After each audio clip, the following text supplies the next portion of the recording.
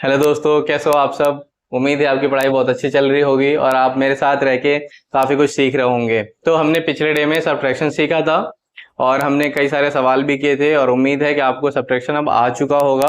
अगर किसी को फिर भी नहीं आया तो आप हमें कमेंट कर सकते हैं, आप हमें बता सकते हैं। आप जो है हमारे हेल्पलाइन नंबर पे आप मैसेज डाल सकते हैं, जिसकी वजह से हम क्या करें, हम आपकी हेल्प कर पाएंगे। ठीक है। अब जो है आज हम अपनी जो है शुरुआत करेंगे मल्टीप्लिकेशन से। और मल्टीप्लिकेशन अगर हम बात करें तो देखो क्या है, मल्टीप्लिकेशन को हिंदी में हम गुना भी कहते हैं और कई बार हम इसको ना मल्टीप्लाई के ना ये वर्ड यूज करके भी हम इसको ठीक है करने का काम करते हैं। अब इसमें हम बात करें तो देखो साइन क्या होता है मल्टीप्लाई का या मल्टीप्लिकेशन का, तो ये होता है साइन, क्रॉस होता है। ठीक है। इस क्रॉस को हम जो है जब भी देखेंगे तो हमें समझ में आ जाना चाहिए कि हमें क्या करना है, मल्टीप्लाई करना है। अच्छा, इसमें देखो क्या है, इसमें हम बात करें तो जैसे क्या है कि हम सिंगल डिजिट का मल्टीप्लाई देखें कैसे होता है। सबसे पहले तो हम देखेंगे सिंगल डिजिट मल्टीप्लाई।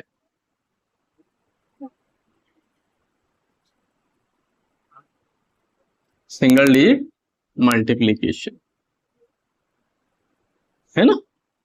अब इसमें बात करें तो देखो जैसे क्या है, जैसे हमने मान लो ले लिया 2 1 6 7 8 4 और मल्टीप्लाई करना हमें 7 से। ठीक है, हमें 7 से मल्टीप्लाई करके इसका आंसर देना है। हम क्या करेंगे, बहुत सिंपल है, पहले इस फॉर्मेट में लिख लेते हैं जैसे हम करते हैं। 2 1 6 7 8 4 और मल्टीप्लाई का साइन लगा के हमने कर दिया 7, कि हमें 7 से क्या करना है, मल्टीप्लाई करना है। ठीक है। अब हम बात करें तो क्या करेंगे, हम बहुत आसानी से करेंगे इसको। कैसे, बस इतना करना हमें कि जैसे 7 है, 7 का टेबल हम बारी बारी से ना जितना नंबर हमें दिखेगा उतनी बार हम पढ़ते जाएंगे। समझ में आया। करना क्या है कि जैसे 7 है तो 7 का टेबल 4 बार या 4 बार पढ़ेंगे। ठीक है, देखते हैं। तो 7 का टेबल अगर हम देखें तो 7 देखो, आप ना मल्टीप्लाई करने के लिए आप ये काम कर सकते हो कि आप टेबल चाहो तो पहले लिख सकते हो साइड में, जिससे क्या हो जाए कि आपको पता रहे और आप आसानी से ऐसे सीख पाओगे। ठीक है।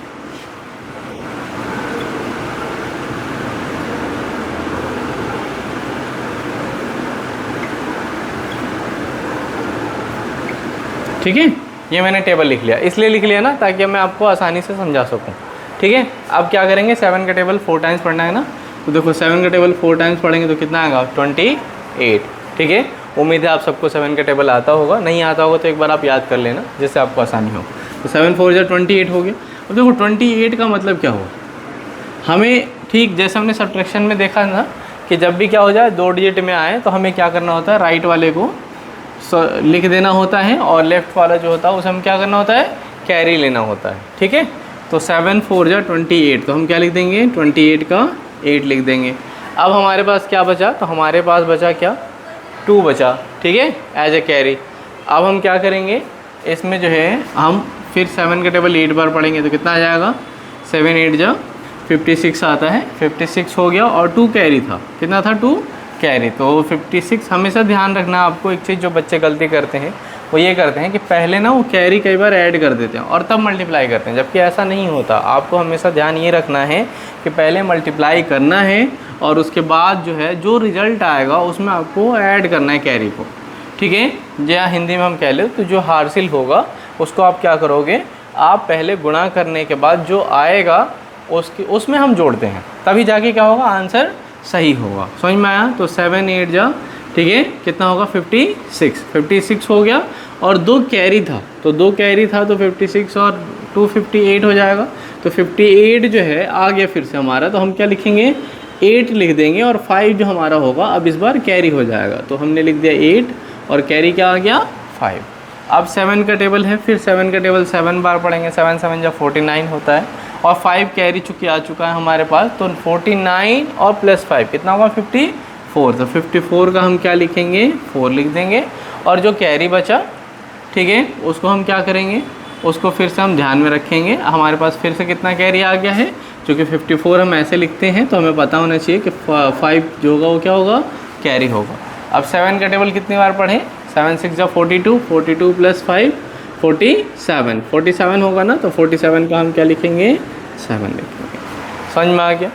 फिर हमारा क्या है, अब हम देखें आगे तो इसमें हम देखें तो यहाँ पे हमने 47 ले लिया। 47 आप देखो तो ऐसे लिखते हैं हम 47, है ना। तो 7 तो हमने लिख दिया।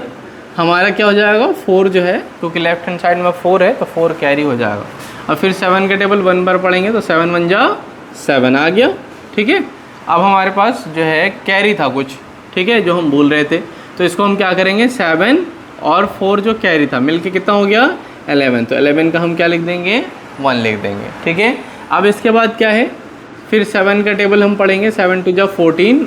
चूँकि 11 को हम ऐसे लिखते हैं तो एक तो हमें जो है लिख देना है और एक जो हमारा ये कैरी आ जाएगा। तो 7 2 जा 14 और 1 जो कैरी आया वो मिलके कितना हो जाएगा 15। लास्ट में हम जो भी बचता है हम फिर कैरी वैरी कुछ नहीं रखते, हम जो होता है एज इट इज़ लिख देते हैं। समझ में आया आप लोगों को? ये बात आपको क्या करना है, ध्यान में रखना है। समझ में आया? अच्छा चलो एक सवाल ऐसे ही छोटा सा, क्योंकि मैंने शुरू में बड़ा सवाल लिया इसलिए कि ताकि थोड़ी प्रैक्टिस करा सकूं। और अब जो है ना मैं आपको छोटे छोटे सवाल लेके आपके माइंड में ये सेट करता हूं कि हम कैसे मल्टीप्लाई करते हैं। ठीक है, जिनको उतारना हो थोड़ी देर के लिए वीडियो रोक के आप इसे लिख लेना और लिखने के बाद फिर आप आगे वीडियो प्ले कर देना। अब देखो, अब मैं एक सवाल लेता हूँ। जैसे मैंने सवाल ले लिया 2 0 5 4 मल्टीप्लाई बाई क्या है 3 है। बहुत छोटा सा नंबर ले रहा हूँ जिससे आपको क्या हो आसानी हो सके। ठीक है, तो हमें 3 से मल्टीप्लाई करना है। तो हम क्या करेंगे, सबसे पहले 2 0 5 4 लिख देंगे और लिखने के बाद क्या करेंगे मल्टीप्लिकेशन का साइन लगा के।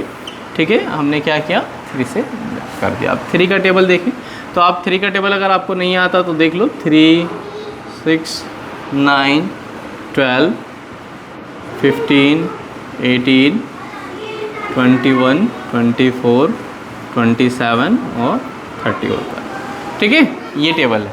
अब हम 3 का टेबल देखेंगे, 4 बार पढ़ना है ना हमें। 3 4 जो 12 होता है, 12 का क्या करेंगे, 12 है तो 12 ऐसे लिखते हैं। अब 12 जब ऐसे लिखते हैं तो इसका क्या होगा, हम 2 लिख देंगे। 2 हमने लिख दिया। ठीक है, कैरी कितना बचा 1। 3 5 जा 15, 15 है तो 15 ये हो गया और कैरी आपका 1 था तो मिलके कितना हो गया 16। तो 16 का क्या लिखेंगे 6 लिख देंगे। बचा कितना कैरी आपका 1 बचा। अब 3 का टेबल 0 बार पढ़ेंगे तो क्या आएगा 0 आएगा। देखो यहाँ पे बच्चे क्या मिस्टेक करते हैं, मैं आपको फिर से बता दूँ। यहाँ पे मिस्टेक जो करते हैं बच्चे वो ये सोचते हैं कि कैरी यहाँ आ गया तो 1 हो गया। अब 3 का टेबल 1 बार पढ़ेंगे तो 3 1 जा 3 हो जाएगा। लेकिन ऐसा नहीं है। आपको मैं फिर से बता दूँ कि कुछ भी हो आपको पहले मल्टीप्लाई करने के बाद ही कैरी जो है वो उसको ऐड करना है, पहले ऐड नहीं करना। ठीक है, तो 3 का टेबल जब 0 बार पढ़ेंगे तो 0 और 1 कैरी था तो 1 आ जाएगा। समझ में आ गया? इसके बाद क्या होगा 3 2 जा 6। तो इसमें कुछ कैरी वैरी कुछ नहीं आ रहा है। अगर आता भी तो हम डायरेक्ट लिख देते। ठीक है, तो अभी फ़िलहाल हम क्या लिखेंगे 6 लिख देंगे। बात समझ में आई? इसको आपको क्या करना है, ध्यान में रखना है। चलो एक छोटा सा प्यारा सा सवाल एक और लेते हैं, जिसके बाद हम क्या करेंगे समझेंगे और बेहतर तरीके से चीज़ों को। मैं ये मान के चलता हूँ कि अभी आपको फिर भी समझ में नहीं आया। तो अब मैं क्या करता हूँ, एक सवाल लेता हूँ आपके लिए और आसान सा सवाल 1 0 3 4। ठीक है, मल्टीप्लाई कर देते हैं इससे, हम किसको 4 से कर देते हैं। ठीक है, 4 से करते हैं तो क्या है 1 0 3 4 मल्टीप्लाई करना है किससे 4 से। ठीक है, अब हम 4 से मल्टीप्लाई करें तो हम देखेंगे, क्या देखेंगे 4 का टेबल पढ़ना हमें। तो 4 का टेबल अगर 4 टाइम्स पढ़ेंगे तो क्या होगा 4 4 जा 16। तो 16 का क्या लिखेंगे हम 6 लिख देंगे। ठीक है, आप टेबल लिख सकते हो अपनी आसानी के लिए आप चाहो तो। ठीक है, जैसे क्या हो गया, आप चाहो तो टेबल लिख सकते हो 4 8 12 16 20 24 28 32 36 और 40। ठीक है, तो 4 4 जा 16 हो गया। तो 4 4 जा 16 का हमने 6 लिख दिया। अब क्या है 4 का टेबल हमें कैरी 1 मिल गया। 4 3 जा 12 और एक कैरी मिला तो मिल के कितना हो गया 13। 13 का 3 लिख दिया। समझ में आ गया? फिर 4 का टेबल हम कितनी बार पढ़ेंगे, पहले टेबल पढ़ेंगे, पहले जोड़ेंगे नहीं, ध्यान रखना कैरी मत जोड़ देना। तो 4 0 0 होगा, है ना। अच्छा, अब कैरी कितना आया था हमारा 1 ना, तो 1 का 1 लिख देंगे। ठीक है, 4 1 जा 4। तो इस तरीके से हमारा क्या होगा, ये आंसर निकल के आ जाएगा। समझ में आया? तो आज मैं आपको ये 2-3 सवाल अभी करा रहा हूँ, बाकी कल प्रैक्टिस कराऊँगा। और इसमें जो है, इसमें मैं क्या करता हूँ कि आज मैं आपको कुछ होमवर्क के लिए भी देता हूँ, जिसके ज़रिए आप समझ पाओगे कि आपको कितना समझ में आया।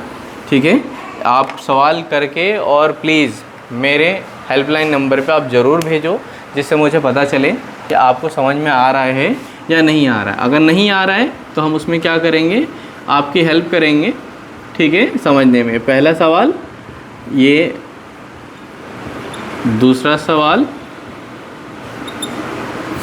और ये जो है ये आपका तीसरा सवाल। ठीक है, ये 3 सवाल आपको करना है। दोस्तों मैं एक बात आपको फिर से बताना चाहूँगा कि देखो क्या है कि हमने शुरुआत बहुत छोटे लेवल से करी है, इसलिए करी है कि ताकि मैं आपको बिल्कुल साथ में लेके चल सकूं और आपको मैं वहाँ से उठाऊं जहाँ से कभी किसी ने सोचा नहीं हो।